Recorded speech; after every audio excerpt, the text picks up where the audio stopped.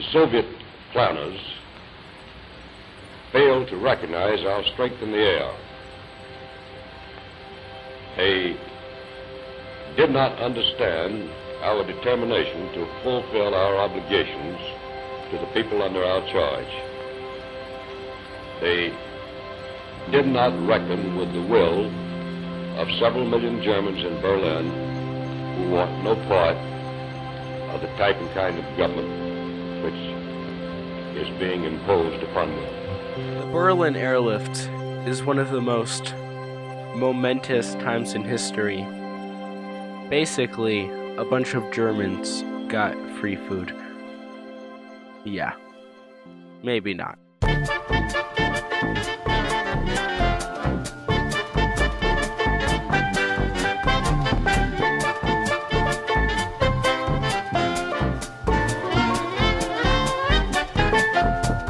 After what used to be Nazism, it was a confusing time. Since the former government was crippled, other nations had to decide what the noodles they were going to do with Germany. So everyone got together for a party called the Yalta Conference. All of the big guys were there: America, the UK, and the Soviet Union. Not France, though. He didn't really feel like coming. These guys wanted to split up Germany, so they made 4 zones, one for each country. But the Soviet Union didn't want France to have a slice of the pie. They wanted it to come out of the other states' land, since France didn't show up. But the rest of the peoples were like, hey, Soviet Union, stop being a jerk. So France got a slice of the apple goodness. The US wanted the Soviet Union to play nice with the other states, but that wasn't happening. The Russians lost some serious dough due to Germany, and they wanted paid back. Later that year, the war in Japan was winding down, so they got together again for the Potsdam Conference. It was held in 1945 from July 17th to August 2nd. The leaders made plans on removing Nazism, demilitarization, and how the economy would go down. But the Reds were already stirring up trouble. Stalin wanted a ton of payment for the damage to the Soviet Union during the war caused by Germany. So it was decided that an amount of raw materials would be transferred into the Soviet zone of Germany. Also among the fruit of these conferences was the Allied Control Council. This was the body tasked with governing Berlin. It was headed by 4 of the lead military commanders. Everyone had the right to veto, and each got supreme power over their own territory.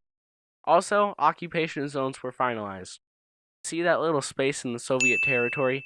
That patch of land is Berlin. Since it was the capital, the Allies and Stalin decided to split Berlin right down the middle, the USSR getting half and the other countries splitting the rest. What could possibly go wrong? Fast forward about a year, and things are getting tricky. The US and the Soviet Union can't seem to settle their issues about what currency to use in Berlin.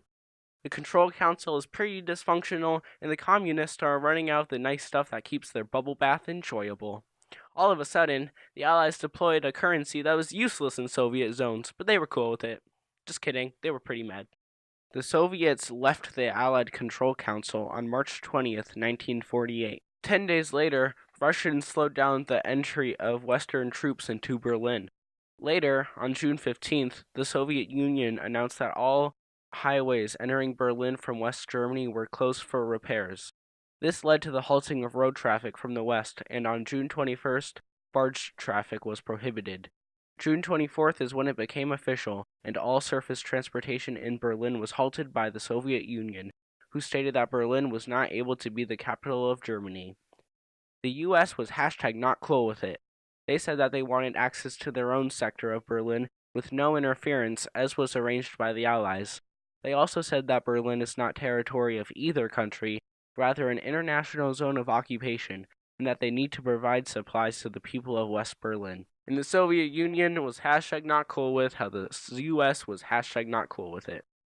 Basically, the Soviet Union took this opportunity to whine about everything the US was doing. They complained about lack of demilitarization and lack of progress in the Control Council. But honestly, they had a point. Of course, the Allies wanted to get some guns and give the Soviet Union a taste of their own lemons, but they decided against a military attack, as the Red Army had lots of dudes to fight and a strategical advantage. So instead, they started flying supplies into Berlin to make sure that they didn't starve to death. For 324 days from when the airlift started, 278,118 flights were made to West Berlin. This is a story of the Berlin Airlift, the operation carried out by the Royal Air Force and the United States Air Force to supply 2.25 million people of Berlin with food, coal, and other necessities of life. Month after month, the tempo of flights was stepped up, and by Christmas, American and British planes had made 100,000 trips and carried a total of 730,000 tons into Berlin. At the three airports in Berlin, Gatow, Tempelhof, and Tegel, aircraft were landing or taking off every 90 seconds. The famed candy bomber was a significant pilot. His real name was Lieutenant Gale S. Halverson.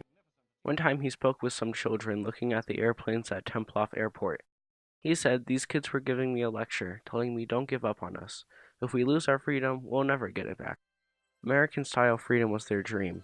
Hitler's past and Stalin's future was their nightmare. I just flipped. The next day, he dropped 3 packages as he started landing. For the next couple of weeks, he continued dropping candy in white parachutes to the children of Berlin. Soon he became the face of the airlift as candy was donated and pilots all over Berlin began dropping the sweets. Even when the Soviets promised a supply of fresh fruit if they traded their ration card for a Soviet one, he said that some capitulated, but not many. Why? Because of the integrity of people saying, "We've got to stay," and the hope demonstrated by the food coming into Berlin. The strength food gave people was less important than the strength hope gave them. Hope that someday they'd be free. The effort was admired by people worldwide, and things were not looking good for our communist friends.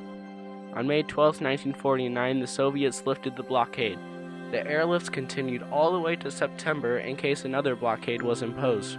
The Allies had delivered 2.3 million tons of cargo, including 1.5 million short tons of coal. The Soviets had failed, and the Allies were victorious. The Russians had been disappointed in several of their undertakings since the war, and they were of the opinion that they ought to have a victory in Berlin. I felt that they should not have a victory in Berlin, that wasn't the place for them to have a victory. And we did stay in Berlin, and we flew the supplies in over East Germany. And it was necessary that we do this in order to stand the Russians up. The planes came from Alaska, from California, from Tokyo, from Texas, from our allies. Some of them did. We got a few from our allies. And from every place we had planes. Every airfield in the country was stripped of its transport planes, and they were put into the airlift. And now we had to wait for the Russian reaction.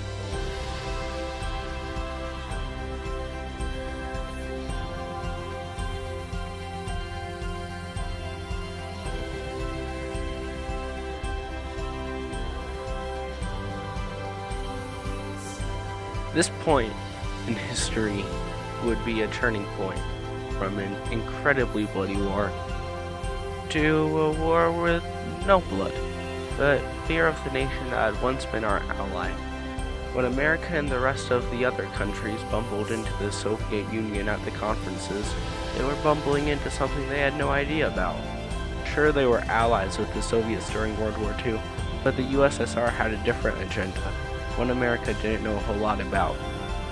And what you don't know a lot about, you begin to fear.